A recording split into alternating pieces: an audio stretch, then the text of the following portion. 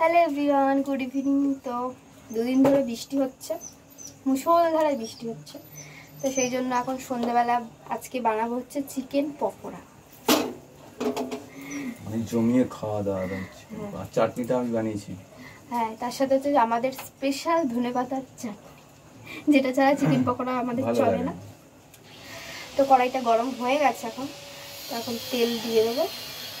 আমি অপেক্ষা করছি যে কখন পকোড়াটা ভাজা হবে, আর আমি দুটো নিয়ে চাটনিটা দিয়ে টপার টপ, কারণ জোগাড় করতে অনেকটা টাইম লেগে গেছে। তার আগে চাটা খাইয়ে দিয়েছে। হ্যাঁ, তার আগে চা খাওয়া হয়ে গেছে। আর সারাদিন বৃষ্টি, এখনো বৃষ্টি হচ্ছে, কালকেও বৃষ্টি হবে, নিম্নচাপ শুরু হয়েছে। তো যাই হোক, যা গরম ছিল তার থেকে অনেক ভালো হয়েছে। বৃষ্টি হোক তাও ভালো। চিকেন পকোড়াটা খাবো ভেজে জমিয়ে। তো ভাজা হোক, তারপর তোমাদের দেখাবো কেমন হলো। ভাজতে ভাজতেই দেখাবো। আমিও দেখার জন্যই দাঁড়িয়ে আছি।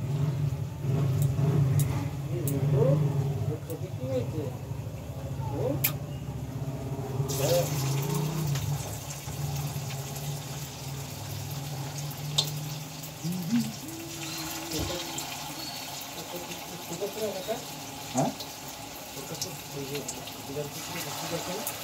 চোখের ওষুধ কোথায় পাবো? চোখে কিছু হয়নি।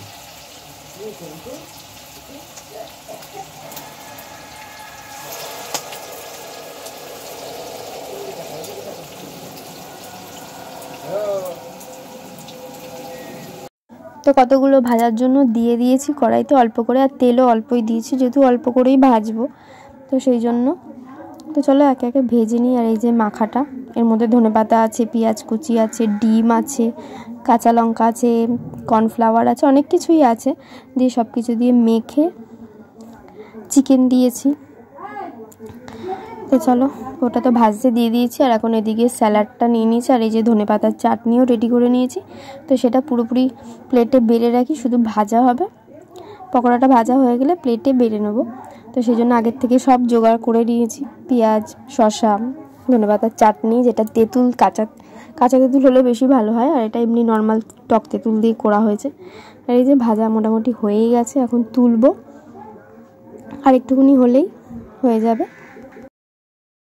তো গরম গরম পকোড়া রেডি, এখন প্লেটে তুলে নিচ্ছি, তারপরে খাবো। এখন বাইরে বৃষ্টিও হচ্ছে, এখনও পর্যন্ত বৃষ্টি হচ্ছে, মনে হচ্ছে সারা রাত বৃষ্টি হবে।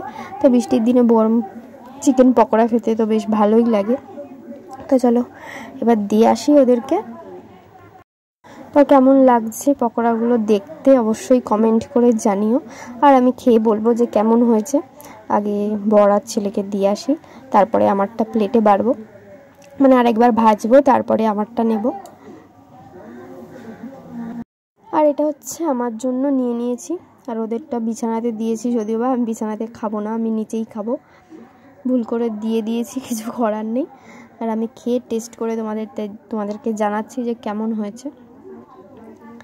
তো এটা খেতে সত্যিই খুব ভালো হয়েছে, এটা ভালোই হয়, আমরা প্রায়ই খাই, মাঝে সাঝেই খাই। তো আমি জানি যে এটা কেমন খেতে, তার সাথে স্যালাড আছে।